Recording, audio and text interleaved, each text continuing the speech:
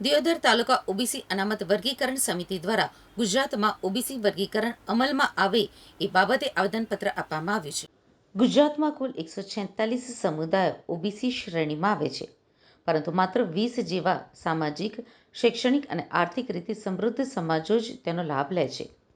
તો બીજી તરફ દેવી પૂજક, રાવળ, બજાણિયા, વણજારા, ધોબી, મોચી, વાંસકોડા, ભોઈ, નુતારા, ડબગર, ફકીર, ભુવારિયા, કાંગસિયા, કાગડિયા, ખારવા, મદાર, ભરથર, નટ, બારૈયા, સલાટ, સલાડિયા, વાઘરી, નાઈ, ડફેર અને કોળી ઠાકોર તથા અન્ય 100 જેવા નાના નાના સમાજો વિકાસથી વંચિત છે. એવા સમુદાયોને લાભો મળતા નથી. આ તફાવત દૂર કરવા ઓબીસી વર્ગીકરણ તાત્કાલિક અમલમાં જરૂરી છે. સુપ્રીમ કોર્ટના 1992ના ઇન્દિરા સાહનીનો ઐતિહાસિક ચુકાદા પ્રમાણે ઓબીસી વર્ગીકરણ બંધારણીય છે. ભારતના અન્ય રાજ્યો જેમ કે મહારાષ્ટ્ર, હરિયાણા, બિહાર, આંધ્રપ્રદેશ, કર્ણાટક, તેલંગાણા, તામિલનાડુ અને કેરળ આ બધા જ રાજ્યોમાં ઓબીસી અનામત વર્ગીકરણ વર્ષોથી અમલમાં છે. તો ગુજરાતમાં પણ તાત્કાલિક ધોરણે ઓબીસી અનામત માટેની સમિતિ બનાવી વહેલામાં વહેલી તકે ઓબીસી વર્ગીકરણ અમલમાં આવે એવી માંગ કરવામાં આવી છે.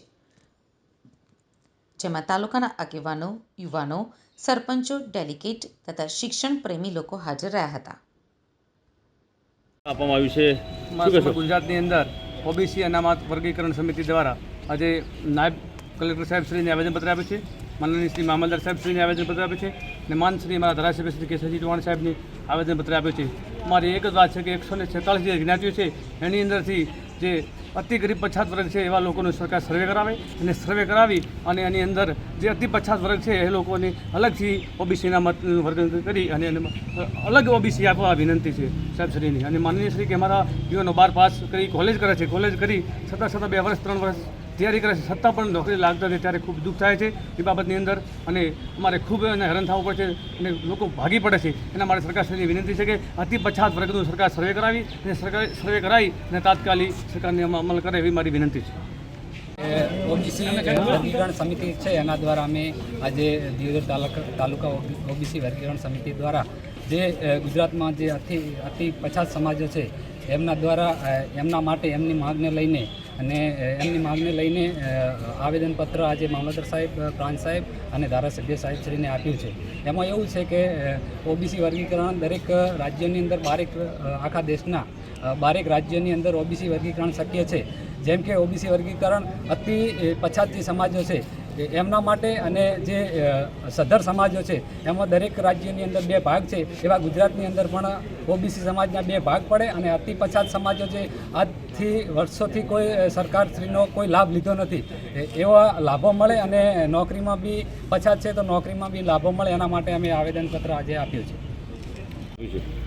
સમગ્ર ગુજરાતની અંદર આજે ઓબીસી વર્ગીકરણ સમિતિનું કામ ચાલી રહ્યું છે, જેના સંચાલન ગાંધીનગરથી તારક ઠાકોર ગાંધીનગર કરી રહ્યા છે.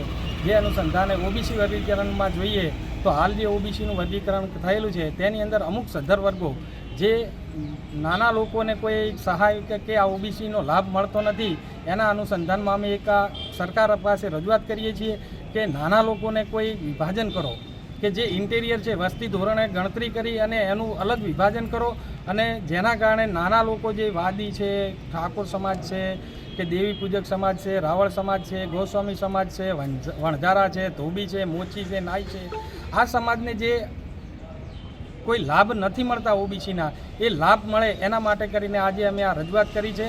અને ગુજરાતની અંદર કુલ 146 સમુદાયો છે ઓબીસીમાં, જેમાંથી વર્ગીકરણ કરી અને અમુક ભાગ નાના લોકો માટે ફાળવવામાં આવે તે માટે અમે આજે પ્રાંત દિયોદરશ્રી અને મામલતદાર દિયોદરશ્રી, વિધાનસભાના ધારાસભ્ય શ્રી કેસરજી ચૌહાણને આજે આવેદનપત્ર આપી અમારી રજૂઆત કરી છે કે સરકારમાં આની રજૂઆત કરો અને